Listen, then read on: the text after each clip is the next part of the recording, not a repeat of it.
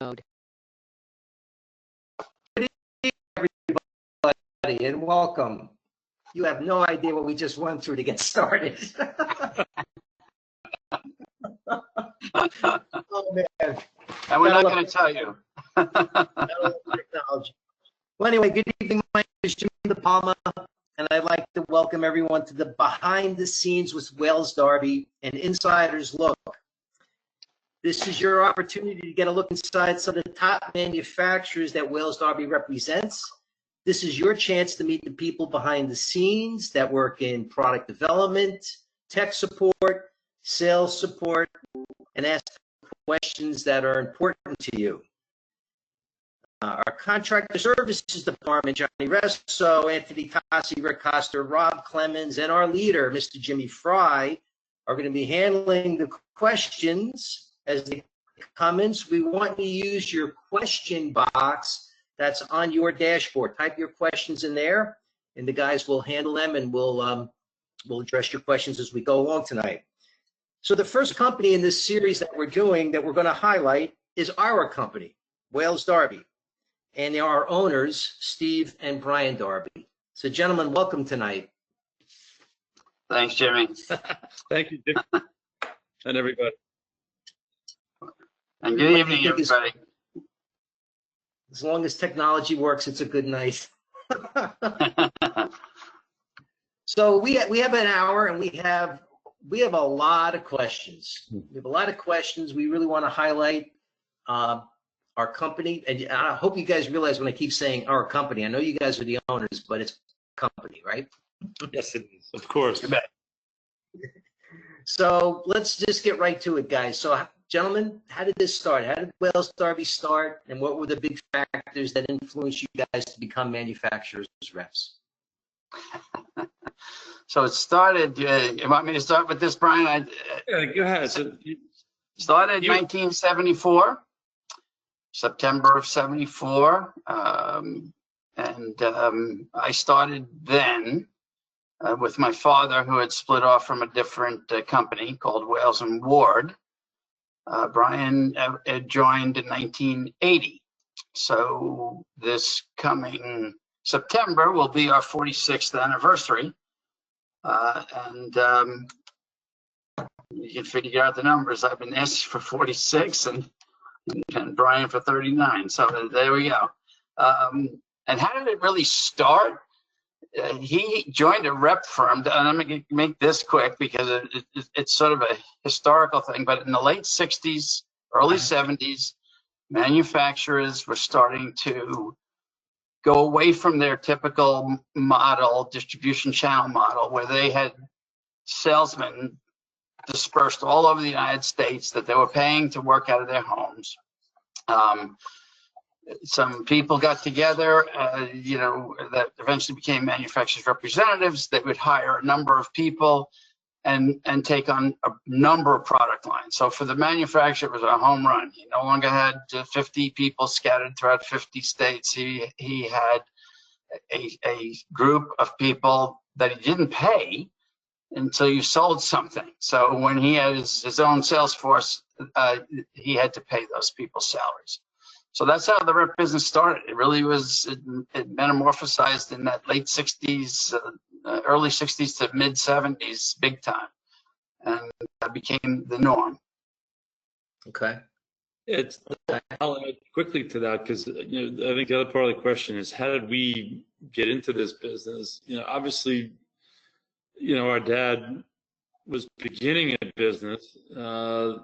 He began the business at age 55. Which is amazing in its own way. Steve was building houses as a carpenter, but went to college in Rutgers University, and my dad had an opportunity to take over a facility in New Jersey. So there was sort of the commonality for Steve to go to New Jersey, which I always loved the comment Steve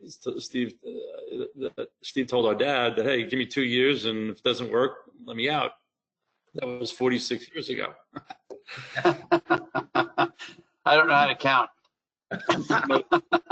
Myself, I was chasing college golf, Division I college golf. well, I was in college, obviously, graduated and was thinking about turning pro until I always tell the story that I had the opportunity to play with Freddie Couples, and he was playing a different game than I was, and I decided to take him into the family business instead. Yeah, Brian, that didn't look so bad, did it? No, and it turned out great. I did certainly was the right. I was not playing in the caliber of golf Freddie Couples was playing to be on the tour. So all good stuff. So here we are, 40, 46 years later. Amazing, amazing. I didn't realize your dad started at 55. Started this. That's quite a gamble. Yeah. Well, if you go back even a little bit further, the only reason he even knew to join Wales and Ward as a manufacturer's representative in the mid 60s, 1966 actually, was because frankly he had lost his job running he's a salesperson and ran an office for a company called Detroit Brass and Malleable, and he lost his job to a manufacturer's rep. And his question in 1966 was, "What's a manufacturer's rep?" Wow. And that's how that all came about. He started looking around, and he had a lot of relationships from working in the city of New York. So he said that he went with Wales and Ward, who was a manufacturer's rep. 74, he split off from them, and that's when I joined, and subsequently Brian joined. So that's the history. Maybe just one other quick thing around that. The company our dad worked for, Wales and Ward, was more of a specification rep.